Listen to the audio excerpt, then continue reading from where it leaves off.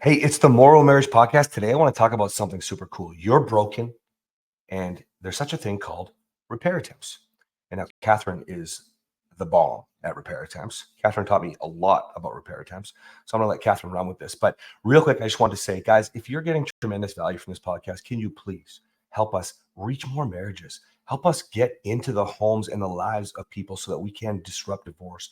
We can't do it without you. That's why men and women join us, partner with us, and do other programs with us, because it's all a part of the greater good, the bigger cause. So if you are getting value, guys, please leave a 5-star review, share the episode that you love the most, and let's go change the world. This is a great tool, but like all the tools, we have our own twist. Validation versus keeping the peace. Why you need to stop talking about sex if you're not having sex. That it is the man's fault. Marriage sucks. I'm Cass. I'm Kathryn. You go in and you lay a boundary without connection, it breeds more disconnection. Why are you in this messy marriage? And it's not what you think. Don't do that, because then that is not authentic. That's fake, and you're trying to be somebody that you're not. You need the foundation to have the intimacy, but right now you need to rebuild the foundation. We're Morrow Marriage. Let's flip divorce statistics with the new marriage. All right, you're broken, repair attempts. Baby, can you lead us off on this? Because I think it's the most impressive thing. When I watch you work with my men on the calls, you know, we go through a specific training called RAP, and I can let Kathryn talk about that. But a lot of times it just boils down to a simple repair attempt, which is so fucking easy for a lot of you. You don't realize that you can start to rebuild your connection, your passion, your intimacy, conversations just with a repair attempt. So I've talked a lot. Yeah. So first of all, let's explain a repair attempt. It's exactly what it sounds like. It is an attempt to repair. Repair what? Any emotional injury. Okay. So when you are attempting to repair, there is one obvious repair. Do you know what that obvious repair would be, honey? For which? Which broken? A repair attempt. What's broken? Whatever you did to cause the emotional injury. Okay, pop quiz. He failed. It's okay. He doesn't fail very many quizzes. Well, because I'll tell you what, my mind was going towards, if we were starting to like get into it, when Kathryn started to figure this out, and normally I would rise way up, and I don't mean in a good way. I mean, tower over, lecture, screaming, rage, whatever. And then Kathryn would often follow along, and then we would just have this big competition. But what happened was Kathryn started to understand that she could repair. So my mind was thinking of the example of how you would turn around and just make me laugh, right? Like I could be screaming and calling you, like, I don't know, a cunt. And you'd be like, I fucking love you though. It's you know? true. And it's where my stat response training started to come in my head, right? That's right. Oh, so stat came from me. You're welcome. Parts no, of I'm just kidding. I'm the, not going the to take credit A for in your adventure. stat. The A in adventure. A in adventure. Okay. Yeah. Well, a repair attempt generally is done by the person that hurts, not the person that is hurt. So what I was doing in that moment, if he was calling me a name and I was going in with some humor or with an I love you, then that would be an attempt to repair. But the repair attempt really should come from the person that's causing the injury. The obvious example that I was trying to lead you into was, I'm sorry. Simple apology. Okay. The easiest repair is a genuine I'm sorry. But what people need to understand is that there are a lot of different ways that you can repair and try to mend. Even just, you might not mend the relationship in that moment. You might not heal the injury in that moment, but you can mend the conversation. And it can be things like, I didn't mean it that way. Something simple like, can I try that again? I didn't know you felt that way. Now, you have to be careful, because depending on how you're saying it and the way the conversation is going, you need to make sure that it doesn't border on defensiveness, because you can say, I didn't know that I made you feel that way, isn't defensiveness when you are actually trying to repair the conversation and say, I had no idea that I was making you feel X, Y, Z. That's just a different tone, right? I didn't know that it would make you feel that way. That's defensive. Yeah. Right. I didn't know that I was making you feel that way is a repair attempt. One's empathetic and one is defensive. Yeah, exactly. And so oftentimes a lot of the things that we say, I think it's 38% of conversation and communication is nonverbal, meaning that 80%. Is it 80%? 80%. 80%. Yeah. So it's tone, it's body language, it's everything else that's not the words that you're saying. Does that make sense? Yeah, it's even accents on where you put the tone in your sentence, right? Where you put the tone where you put the tone, right? It changes everything in the sentence. And you volume, can yeah, that's intonation, right. all those sorts of things. Yeah. So when you have something that needs to be fixed, any attempt to repair it is a repair attempt. And when you are in a conversation with someone and it turns into a conflict-infused conversation, it's really important that you can get to the end of it, that you can get to maybe not necessarily a solution, because you know that 2/3 of problems are not solvable. So you're not going to get to that solution necessarily, but you need to be able to navigate. You need to be able to communicate, have a conversation with your partner. And this isn't just with your partner. This is anybody that you cause emotional injury to. And you can cause emotional injury without even knowing it. Yeah. I have a really Go on. I have a really unique view on apologies. And I always say the way that the other person feels is an indicator that you might need to apologize. But you don't need to apologize because someone feels a certain way because you said something. The thing is, if you said something that makes you feel remorse, that makes you feel some shame, some guilt, some empathy, and some compassion for that person, then you should maybe apologize. It doesn't always necessarily mean that the repair attempt is an apology. You can help repair by empathizing. You can help repair by being there for that person.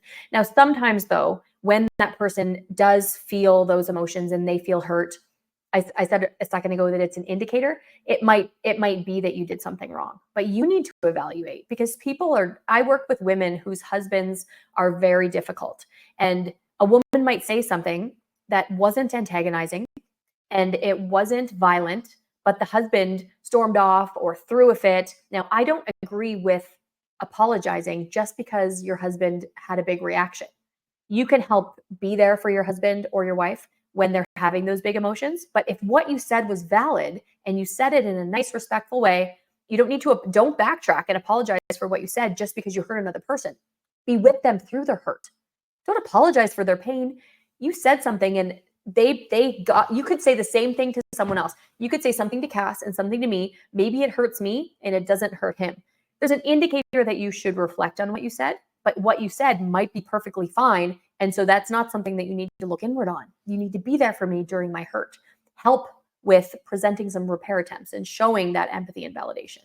I love where this went, because, when you started asking me about the example, honey, I started to think differently. And this is really how Kathryn and I do things. We'll find something out there and or create something.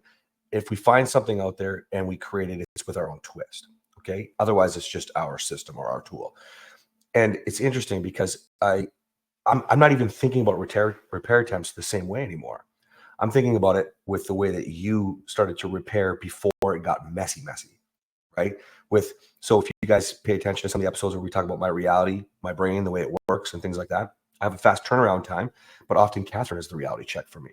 Men in my program, I tell them your wife is not capable of checking your reality because you're not capable of trusting her yet. So we, the men in my program, mentors, lords, we reality check the men, okay, until they're having their own fast turnaround time, meaning their own reflection, which is what Kathryn was just talking about with why you would apologize as that example for a repair attempt.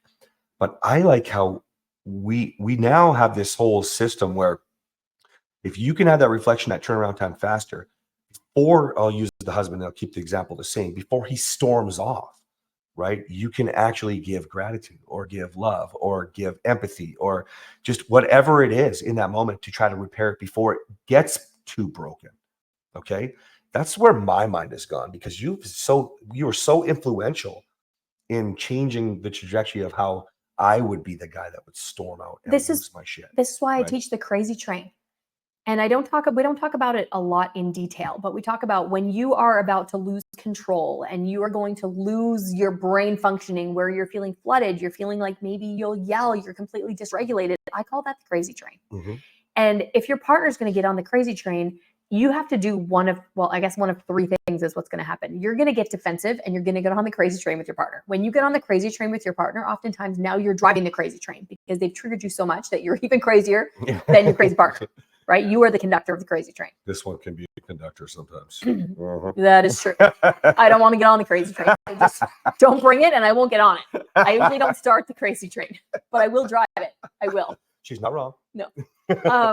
And the other thing is you maintain your composure. So when your partner is being crazy, you have to pull out every ounce of composure to maintain that level of sanity, Mhm. because it's going to help your partner get off the crazy train. Now, what he's expressing is that I would do something different. I would come in with humor or love and this air of lightness that would break the crazy train in half. And you Yeah. wouldn't be able to stay on it because it literally just flew off the tracks. just And now can't- it's you the just- crazy airplane, and Yeah, airplanes are fun. You can't, because you're not even in the mindset that it just makes any sense, Mhm. right? And so that's what I do. I teach response versus reaction now, and I give men what I call stat response. And the A is for adventure. And I'll just use two easy examples. One would be curiosity. So you can ask more questions, try to understand more, and be that empathetic, right? Or you could be somebody who's just providing more fun. You know, if you're trying to replace yelling with not yelling, so your partner's losing their mind, they're going on the crazy train, that's baseline normal shit. That's not going to move you forward. But if you can show your partner what more fun would look like, so you would make me laugh. I used to say this line, "I'm not your fucking jungle gym," when I was mad, and that she wasn't even like trying to touch me yet.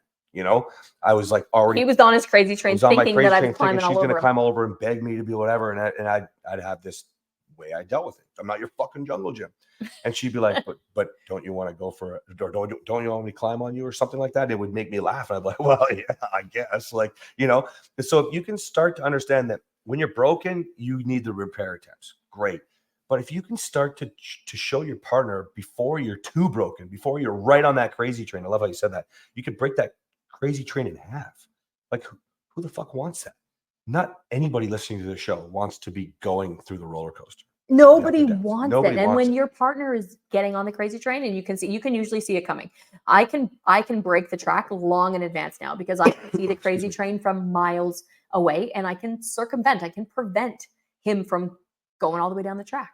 So if you can do that, it's going to save both of you a lot of hurt feelings and really negative big emotions, because it doesn't need to happen. And you can be really preventative with some of the ways that you're speaking, as long as you can identify, okay, my partner's starting to get dysregulated. What can I do? Is it, he said, calls it adventure. Humor, right? Like that would be, how else would you describe adventure? Yeah, no, it's humor, it's fun, it's Fun. yeah, Yeah. it's just excitement. Like I teach it like girls just want to have fun, but people do, guys. It's just because I'm speaking to men. Everybody wants to. We just inherently sit in our pain. It's easier to feel bad and want to protect. That's why we relate to negativity. It's why we bitch to other people. And it's why we can keep the fights going and escalating, right? Before we end, I want to say this, that this will be incredibly difficult for you. If your partner's on the crazy train, you don't necessarily want to repair. In fact, you want them to repair, you know, and I have this whole thing that I teach that maybe a lot of you need to understand. If you're looking for an apology from your partner, it's because you don't want to feel bad for the way that you've acted, because you probably have gone on that crazy train. You probably can take accountability or some responsibility for some way, shape, or form. And the amount of people that comment on my social media that say something like, "I always XYZ, I'm wonderful, I'm awesome, I'm so great," is what you're saying. My partner is the one that storms off, gets drunk, you know, screams, calls me names, smashes shit. I guarantee you've not been perfect. Even if you shut down, you think you're perfect because you shut down and you didn't fight back. That's just as bad. Like all of it, unless you're having conversations and doing your part, then you're not doing it right, which means it's going to be difficult for you because you're hurting. But if you can step out of your pain and realize I'm not perfect, no matter how much we learn, we still both make mistakes, guys. Of course. I mean, I make way more than Kathryn, but the point No, is you don't make more. It's just that they're different. they're different. Yeah. If you can understand that, you can always look within and go, okay, how can I repair? Then you can start to inspire your partner. Your partner might not want to change, you guys, but they're not Or they going might to not ever know want that to they change. need, they might not know that they need to change because they haven't had that reflection yet. It's not that they don't want to. Number one, they don't know that they need to change, and they don't know how. That's right. But I can tell you this for sure. It's never going to change if you don't. That's it. It will never get better if you don't get better. You'll never avoid the crazy train if you're a part of even one piece of coal fuel in the fire. That's it. Ooh. You know? Yeah. So take that, guys. And then remember, morrowmarriage.com/disrupt, because the book is coming out. All right, guys. See you later. Bye-bye.